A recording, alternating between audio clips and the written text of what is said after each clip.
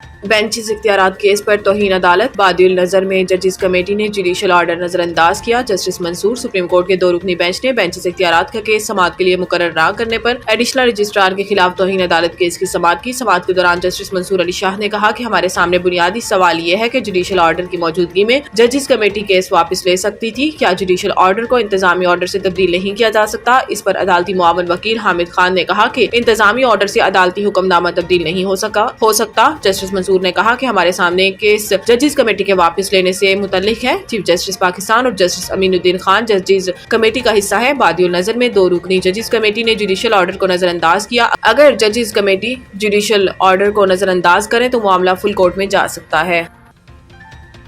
توشہ خانہ 2 case, Imran Khan Bushra Bibi کی بریت کی درخواستوں پر فریقین کو نوٹسز جاری۔ اسلام آباد ہائی کورٹ نے توشہ خانہ 2 کیس میں بانی P T I Imran Khan اور ان کی اہلیہ بشریٰ بی بی کی بریت کی درخواستوں پر فریقین کو نوٹسز جاری کیے۔ اسلام آباد ہائی کورٹ کے جسٹس انعام منہاس نے عمران خان اور بشریٰ بی بی کو توشہ خانہ 2 کیس میں بریت کی درخواستوں پر سماعت کی۔ درخواست گزاروں کی جانب سے بیرسٹر سلمان صفدر عدالت میں پیش ہوئے۔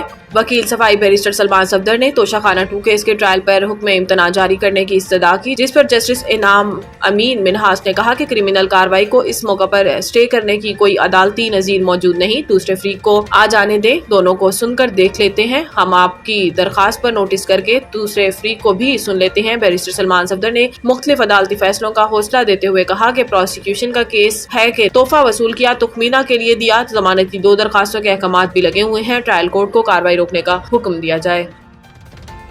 سعودی ولی عہد اور ٹرمپ کا رابطہ، سعودیہ اگلے 4 سالوں میں امریکہ میں $600 ارب کی سرمایہ کاری کرے گا۔ میڈیا رپورٹس کے مطابق سعودی ولی عہد اور امریکی صدر نے ٹیلی فونک گفتگو میں 2 طرفہ تعلقات اور باہمی امور پر تبادلہ خیال کیا گیا، جبکہ شہزادہ محمد بن سلمان نے صدر ڈونلڈ ٹرمپ کو منصب سنبھالنے پر مبارکباد دی اور امریکی قیادت و عوام کے لیے نیک خواہشات کا اظہار کیا۔ دونوں رہنماؤں نے سرمایہ کاری اور تجارتی تعلقات کو مزید فروغ دینے اور دہشت گردی کی روک تھام کے لیے 2 طرفہ تعاون کو بڑھانے پر اتفاق کیا، جبکہ گفتگو کے دوران مشرق وسطیٰ میں قیام امن اور سلامتی سے متعلق بھی بات چیت ہوئی۔ سعودی ولی عہد محمد بن سلمان نے کہا کہ سعودی عرب اگلے 4 سالوں میں $600 ارب کی سرمایہ کاری اور تجارت کو بڑھانا چاہتا ہے۔